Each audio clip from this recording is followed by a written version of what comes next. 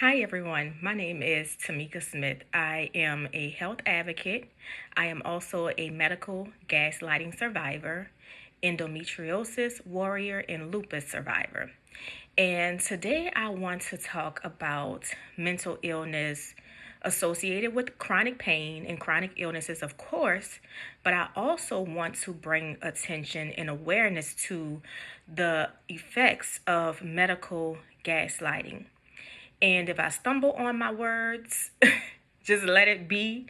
But I want to get this out there because so many of us have dealt with medical gaslighting in the healthcare system, and so many of us are currently going through medical gaslighting in the healthcare system. And I do understand that there are times when we deal with chronic illnesses such as lupus and endometriosis that it can be very, very hard to get a diagnosis, right? And just to kind of backtrack a little bit, even when I was going through my endometriosis diagnosis journey, I can recall several OBGYN doctors who were not friendly. They were mean doctors, okay? And I understand that it's a process to get a diagnosis. However, there's also this thing that's called invalidations, microaggressions. And this is what I'm referring to when I'm saying mean doctors, because it's one thing to go through the process of getting a diagnosis, right? But it's another thing for a doctor to tell you that what you are feeling isn't real. It's another thing for a doctor to tell you that it's all in your head, that you're too young, to run you through the chain of certain blood lab work and things like that because they don't have an answer. I can remember working with a family doctor once before, right? And we had an amazing rapport. And one thing that I can appreciate about this doctor is that he was always real with me. If he didn't know, he would say, I really don't know. I don't know. And we had run our course because at that time I was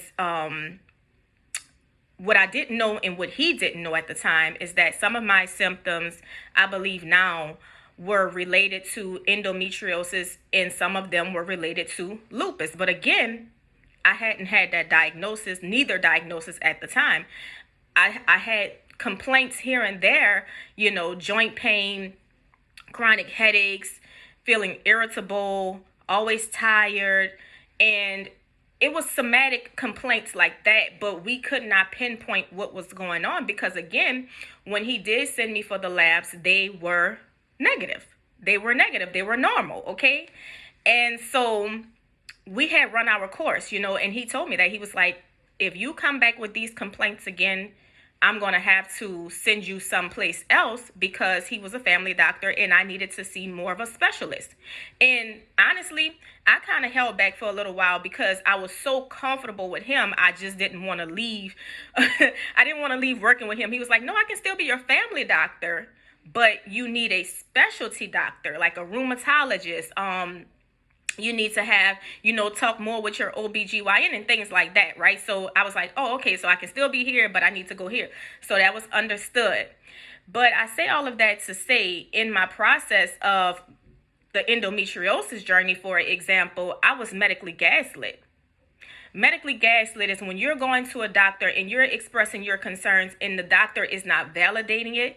The doctor is downplaying what you're saying. The doctor is being dismissive.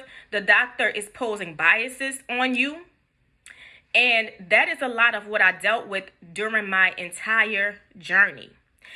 They tell us, do not use the emergency room. Only use the emergency room for emergencies.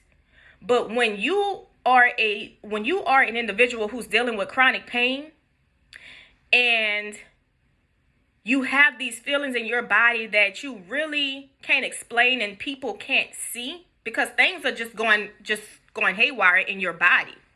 It can be your nerves. Sometimes you don't even know this is nerve pain that I'm experiencing because it's a deep, penetrating pain that is unexplainable at times. And so, of course, we retreat to the emergency room because in those moments, we are in fight or flight. We don't know if this is going to be our last day here on earth, and we're trying to figure out what is going on. We're seeking care because that's what the hospital is for. To treat. The hospital is for to, explore, to see what's going on. I'm not saying that the emergency room is for an actual diagnosis, although some people have been successful with getting a diagnosis in the emergency room after being medically gaslit by their healthcare team. Sometimes it takes just that one doctor to hear us out. Sometimes it just takes that one doctor to say, let me sit back and listen a little bit harder on how you're trying to communicate or express what you're going through. And some doctors don't have the patience.